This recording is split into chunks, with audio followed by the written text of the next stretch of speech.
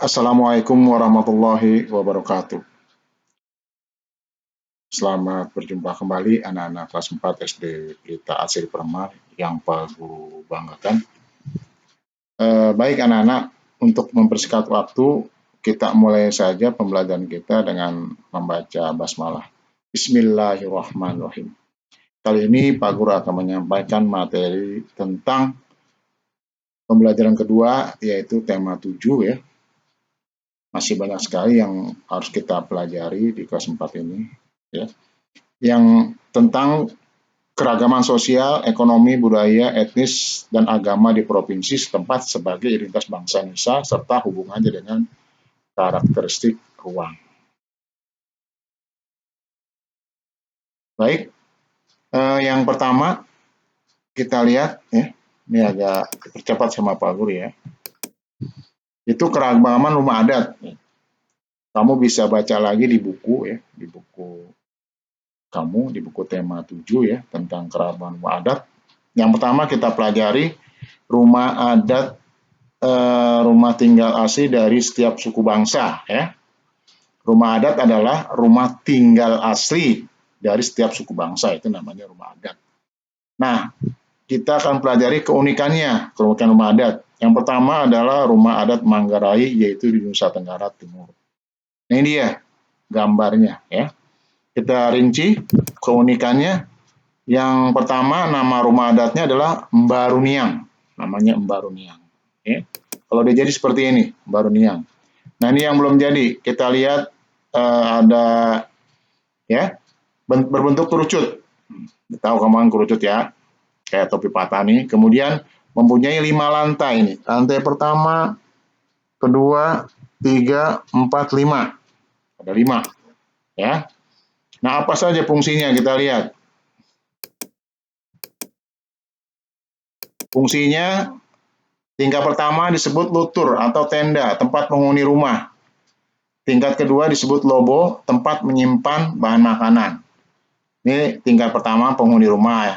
Kedua menyimpan bahan makanan, disebut lobo. 3 lentur, tempat menyimpan benih tanaman. Yang keempat lempare, tempat menyimpan cadangan makanan. Yang kelima hekang kode, tempat menyimpan aneka sesajian. Nah, itu keunikannya di rumah adat dari Nusa Tenggara Timur yang namanya Mbaruniang. Ini lihat 5 tingkatan ya, berbentuk kerucut. Kemudian rumah yang kedua itu adalah rumah limas, yaitu rumah adat Sumatera Selatan ini. Ini kalau lihat gambar ini namanya rumah limas. Kalau yang tadi seperti kerucut Mbaruniang. Apa keunikannya? Lihat, keunikannya yang rumah limas merupakan rumah panggung kayu. Ini panggung, lihat, panggungnya terbuat dari kayu. Ini panggung ya. Kemudian bentuk atapnya berupa limasan. Nah, berupa limas ya, berbentuk limas. Kalau tadi berbentuk kerucut, sekarang limas ya. Limas kalau kamu pelajari di matematika ada 5 segi 3, 5 segi 4. Nah, ini 5 segi 4. Kemudian rumah limas yang lantainya sejajar disebut rumah ulu. Ya, kalau lantai sejajar rumah ulu. Kalau bangunan rumah limas memakai kayu unglen atau merbau yang tahan air ya. Nah, kalau nggak tahan air, begitu musim hujan ambruk itu rumah ya. Kemudian dindingnya terbuat dari papan-papan kayu yang disusun tegak. Ini juga tahan air. Bagian teras dikelilingi pagar kayu berjeruji yang disebut tenggalung. Bagian ruangan tamu disebut kekijing. Nah, itu keunikan dari rumah limas Sumatera Selatan. Kemudian yang ketiga, rumah betang Kalimantan Tengah. Nih, hampir sama, tapi beda ya, beda jauh. Panggung juga ya. Kita lihat keunikannya rumah betang Kalimantan Tengah. Bentuknya panggung memanjang, dia memanjang panggungnya. Kalau rumah limas tidak nih, berbentuk limas atasnya. Kalau ini panggungnya panjang, ya, panggungnya panjang. Apa keunikannya? Tadi panggungnya memanjang, panjangnya mencapai 30 sampai 150 meter, lebarnya mencapai 10 sampai 30. Panjang sekali.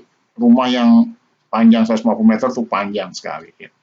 rumah kita biasanya hanya berapa? 10 meter, 12 meter udah paling panjang gitu ya. Tapi ini rumah rumah betang di Kalimantan Tengah panjangnya sampai 150 meter. Tingginya 3 sampai 5 meter. Kalau rumah kita paling tingginya 2 meter kalau tidak bertingkat ya. Yang standar 2 meter. Nah, kemudian biasanya dihuni oleh 100 sampai 150 jiwa ya. Makanya begitu luas panjang sehingga penghuninya bisa mencapai 150 orang. Ya. Kemudian rumah batang dapat dikatakan sebagai rumah suku. Nah, berarti suku ya, suku dari Kalimantan Tengah. Kemudian fungsinya sebagai alat penghubung yang dinamakan hejot. Rumah betang dibangun tinggi dari permukaan tujuannya untuk menghindari hal-hal yang meresahkan para penghuni seperti menghindari musuh, binatang buas, banjir. Makanya dibuatnya tinggi supaya tidak diganggu oleh binatang buas atau musuh atau kalau hujan banjir supaya terhindar dari banjir ya. Kemudian pada halaman depan rumah terdapat balai sebagai tempat menerima tamu. Jadi balai tempat menerima tamu. Pada bagian belakangnya terdapat balai kecil disebut tukau untuk menyimpan alat pertanian. Bawong tempat penyimpanan senjata. Sandung tempat menyimpan tulang-tulang orang yang sudah meninggal. Nah, ini keunikan dari rumah betang. Kemudian selanjutnya rumah panggung Jambi. Nah, Jambi ya. Jambi ibu kotanya Jambi. Nah, lihat bentuk rumahnya, dia sama juga panggung. Apa keunikannya? Kita lihat keunikannya ya. Yang pertama memiliki 8 ruang. Jadi ada 8 ruang. Ya. Rumah rumah panggung Jambi ini ada 8 ruang. Itu keunikannya. Kemudian strukturnya yang menyerupai rumah panggung dengan 2 buah tangga. Tangganya ada 2 ya. Rumah panggung ada 2 tangga ya. Ini tangga ya. Kemudian bentuk atapnya seperti perahu serta dilengkapi cabang dengan bentuk melengkung dan saling bertemu. Tuh. Seperti perahu ya, ada 2 cabang dan bertemu nih, seperti perahu ini perahu pertama, ini perahu kedua bertemu tuh. Ya. Seperti perahu itu keunikannya. Kemudian pada dinding-dindingnya terdapat banyak ukiran dengan motif-motif yang beragam. Dindingnya ini kalau kamu lihat nanti di sini nih tidak aneh nih. Itu ada motif-motif beragam bentuknya ya. Itu rumah panggung Jambi. Kemudian yang kelima rumah rakyat Bengkulu. Nah ini hampir mirip semuanya rumah panggung. Rumah adat tuh hampir mirip dengan rumah panggung. Ya. Apa keunikannya rumah rakyat Bengkulu? Bentuk atapnya yang bersusun-susun dan terbuat dari ijuk pohon enau. Nah, ya. Ini sama kayak di Jakarta atau di Bogor ini yang pakai ijuk atasnya. Memiliki desain anti gempa karena ditumpu oleh 15 tiang yang memiliki tinggi 1,8 meter. Biasanya terbuat dari kayu kemuning yang lentur, namun bisa tahan hingga ratusan tahun. Wah, ya. Anak tangga yang biasanya berjumlah ganjil sesuai dengan kepercayaan dari masyarakat sekitar. Untuk bagian atap, rumah tak melulu menggunakan ijuk. Untuk pelafon biasanya menggunakan papan atau pelupuh bambu. Nah, ini keunikannya, kamu bisa baca lagi ya. Ini memang mirip kayak rumah joglo atau rumah Betawi nih, ya.